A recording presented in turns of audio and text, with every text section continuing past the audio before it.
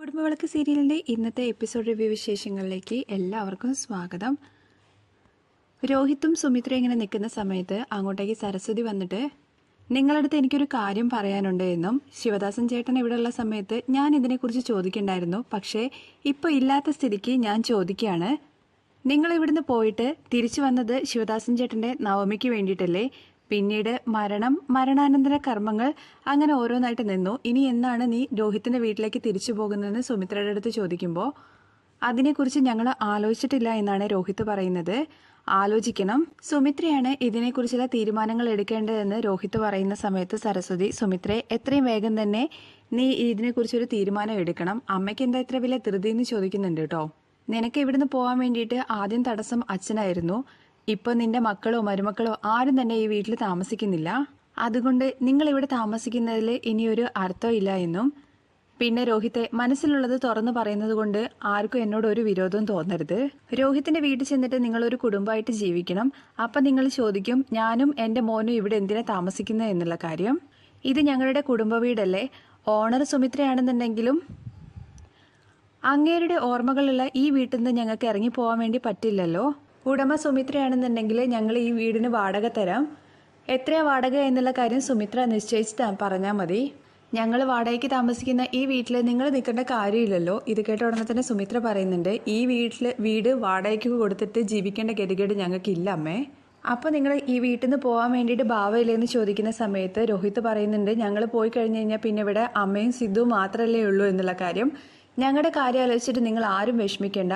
ഞങ്ങൾക്ക് കൂട്ടിന് ശിവദാസൻ ചേട്ടൻ്റെ ആത്മാവുണ്ട്. പിന്നെ ഞങ്ങൾ എന്തിനാ പേടിക്കുന്നത്?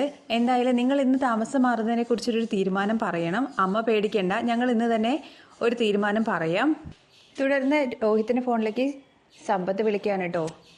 എന്നിട്ട് ഒരു സന്തോഷ വാർത്ത പറയാനുണ്ടെന്ന് പറഞ്ഞിട്ട് നാളെ 11 മണിക്ക് സബ് രജിസ്ട്രാർ ഓഫീസിൽ വെച്ചിട്ട് വേദികയും ഞാനുമായിട്ടുള്ള റീമാരേജ് ആണെന്ന് പറയാണ്. കൂടുതലായിട്ട് ആരും വിളിക്കുന്നില്ല, ഇത് പറയാൻ വേണ്ടിയിട്ട് വിളിച്ചാന്ന് പറഞ്ഞ് ഫോൺ വെക്കുകയാണ്. അത് കഴിഞ്ഞ് ഫോൺ വെച്ച ഉടനെ തന്നെ സുമിത്ര ചോദിക്കുന്നുണ്ട് കേട്ടോ, വേദികയുടെ സമ്പത്തിൻ്റെ റീമാരേജ് ആയിരിക്കും അല്ലേ എന്നുള്ള കാര്യം. അതേ, നാളെ 11 മണിക്ക് സബ് രജിസ്ട്രാർ ഓഫീസിൽ വെച്ചിട്ടാണ്. അവരുടെ 2 ഫ്രണ്ട്സിനെ മാത്രമേ വിളിക്കുന്നുള്ളൂ. ഇതെല്ലാം കേട്ടിട്ട് സിദ്ധു അവിടെ നിൽക്കുന്നുണ്ട് കേട്ടോ.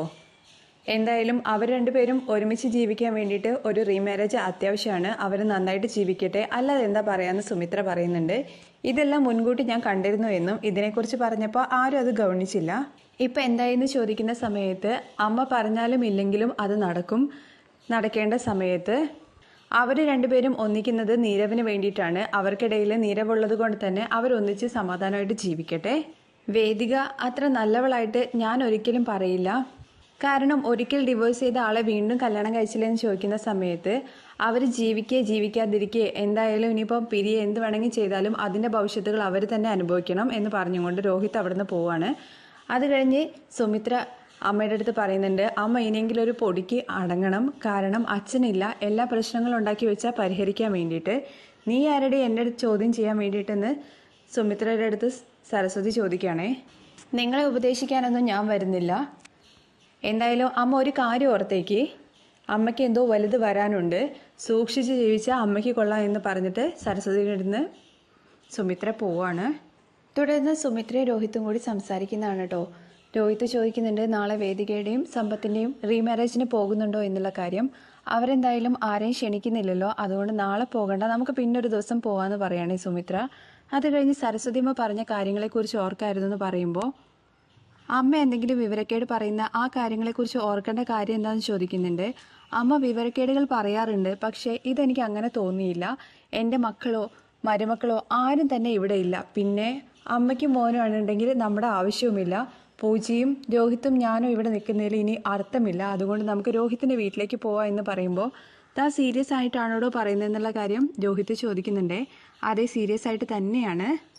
ഞാൻ ഇത്രയും പറഞ്ഞിട്ട് രോഹിത് എന്താ ഒന്നും പറയാത്ത എന്നുള്ള കാര്യം ചോദിക്കുമ്പോൾ അച്ഛൻ്റെ ആത്മാവുള്ള ഈ വീട്ടിൽ പോകുമ്പോൾ നിനക്ക് സങ്കടമാവുമെന്നാണ് ഞാൻ വിചാരിച്ചതെന്ന് രോഹിത്ത് പറയുമ്പോൾ അച്ഛൻ്റെ ആത്മാവുള്ള ഇവിടെ നിൽക്കുമ്പോഴാണ് എനിക്ക് സങ്കടം കൂടുതൽ. അതുകൊണ്ട് തന്നെ രോഹിത്തിൻ്റെ വീട്ടിലേക്ക് പോകാൻ വേണ്ടിയിട്ട് അച്ഛൻ്റെ ആത്മാവ് എനിക്ക് സമ്മതം തരുമെന്നാണ് എൻ്റെ വിശ്വാസം എന്നും കൂടി പറയാണ്. തൻ്റെ ഇഷ്ടം പോലെ നടക്കാമെന്ന് രോഹിത്തും പറയാണ് കേട്ടോ. അത് കഴിഞ്ഞിട്ട് രജിസ്ട്രാർ ഓഫീസിൽ വെച്ചിട്ട് അവർ ചോദിക്കുന്നുണ്ട്, നിങ്ങൾ രണ്ടുപേരുമാണ് മാരേജ് ചെയ്യാൻ വേണ്ടി പോകുന്നതെന്ന് സമ്പത്തിൻ്റെ അടുത്തും വേദികയുടെ അടുത്തും അതേന്ന് പറയുകയാണേ.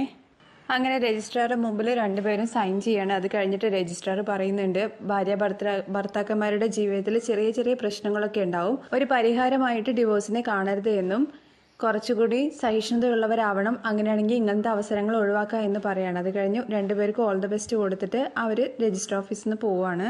അത് കഴിഞ്ഞ് പുറത്തിറങ്ങിയിട്ട് സമ്പത്ത് വേദികയുടെ കഴുത്തിൽ താലി കെട്ടുകയും മാല അണിയിക്കുകയൊക്കെ ചെയ്യുന്നുണ്ട്. അത് കഴിഞ്ഞിട്ട് കൂടെയുള്ളവർ പുതിയൊരു യാത്രയാണ്, തെറ്റരുത്, ഇനി കുട്ടിക്ക് വേണ്ടിയിട്ട് ജീവിക്കണം എന്നൊക്കെ പറയുന്നുണ്ട്. രണ്ടുപേർക്കും ഓൾ ദ ബെസ്റ്റും കൊടുക്കുകയാണ് കേട്ടോ.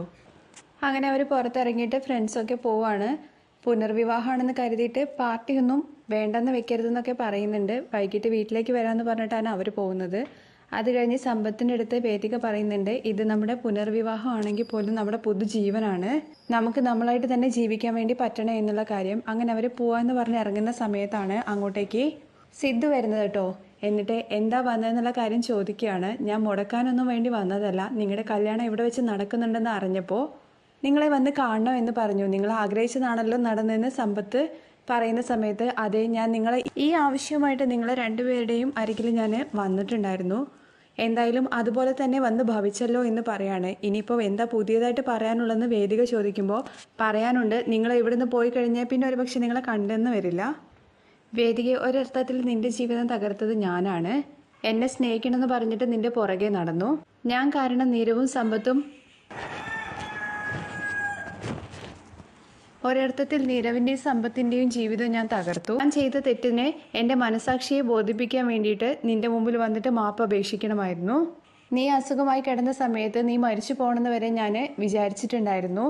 പിന്നെ എനിക്ക് അസുഖമായ സമയത്ത് നീ എന്നെ പരിചരിച്ചിരുന്നെങ്കിൽ ഞാൻ ഒരിക്കലും എണീറ്റ് നിൽക്കില്ലായിരുന്നു, കാരണം നിന്റെ സ്നേഹമോ പരിചരണയോ എനിക്ക് കിട്ടാനുള്ള യോഗ്യതയില്ല. വേദിക, നീ എനിക്ക് മാപ്പ് തരണം എന്ന് പറയണം. തുടർന്ന് സമ്പത്ത്, നിങ്ങളുടെ ജീവിതത്തിൽ ഞാൻ ഒരുപാട് സങ്കടങ്ങൾ ഉണ്ടാക്കിയിട്ടുണ്ട്, അതിനെന്നോട് മാപ്പ് തരണം, ഇനി ഒരു നിഴലായിട്ട് പോലും നിങ്ങളുടെ ജീവിതത്തിൽ ഞാൻ വരില്ല എന്ന് പറഞ്ഞിട്ട് സിദ്ധു അവിടെ നിന്ന് പോവാണ്. പോകുന്നതിന് മുമ്പായിട്ട് ചെന്ന് കാറ് പോയിട്ട് ഒരു പൂച്ചേൻ്റെ അടുത്തിട്ട് കൊണ്ടുപോയി കൊടുക്കുന്നുണ്ട്, ഇത് സ്വീകരിക്കണം, എന്നെ അപമാനിക്കരുത് എന്ന് പറയുന്ന സമയത്ത് സമ്പത്ത് അത് മേടിച്ചിട്ട് താങ്ക് യു പറയുന്നുണ്ട്. നവദമ്പതികൾക്ക് എൻ്റെ ആശംസകൾ എന്ന് പറയാണ് സിദ്ധു. ആശംസകൾക്കെല്ലാം സമ്പത്ത് നന്ദി പറയുന്നുണ്ട്. അത് കഴിഞ്ഞ് വേദിയെയും കൊണ്ടിട്ട് കാറിൽ കയറിയിട്ട് പോവുകയാണ് സമ്പത്ത്. അത് കഴിഞ്ഞ് അവർ രണ്ടുപേരും ഇങ്ങനെ പോയിക്കൊണ്ടിരിക്കുന്ന സമയത്ത് സിദ്ധു അവിടെ വരുന്ന ക്ഷണിക്കപ്പെടാത്ത അതിഥിയായിട്ട് എത്തുമെന്ന് നീ വിചാരിച്ചിരുന്നു എന്ന് ചോദിക്കുമ്പോൾ, കോടതിയിൽ നിന്ന് ഇറങ്ങുന്ന സമയത്ത് ഒരിക്കലും ഇനി സിദ്ധുവിനെ കാണരുതെന്ന് ഞാൻ ആഗ്രഹിച്ചിരുന്നെന്നും കൂടി വേദിക പറയുകയാണേ. അത് കഴിഞ്ഞ് സമ്പത്ത്, കോടതിയിൽ നീ അയാളെ തോൽപ്പിച്ചു, പക്ഷേ ഇന്ന് അയാൾ ജയിച്ചു, എന്തായാലും ഇനി അതിനെക്കുറിച്ചൊന്നും ആലോചിക്കേണ്ട, നമ്മുടെ പുതിയ ജീവന്റെ യാത്ര മുന്നോട്ട് കിടക്കില്ലേ, ആ വഴിയിൽ ആരെ കണ്ടിട്ടുണ്ടോ അതൊന്നും ഓർക്കണ്ട. തുടർന്ന് സിദ്ധു തിരിച്ച് വീട്ടിലെത്തുകയാണ് കേട്ടോ. അപ്പോഴാണ് പൂജ ബാഗൊക്കെ എടുത്ത് വെക്കുന്നത് കാണുന്നത്. നിങ്ങൾ എങ്ങോട്ടാണ് പോകുന്നതെന്ന് ചോദിക്കുമ്പോൾ, ഞങ്ങൾ ഇവിടുന്ന് പോവാണ്, അമ്മ പറഞ്ഞു, ഞാനും അച്ഛനും അതുപോലെ തന്നെ ചെയ്തു എന്ന് പറയാണ്.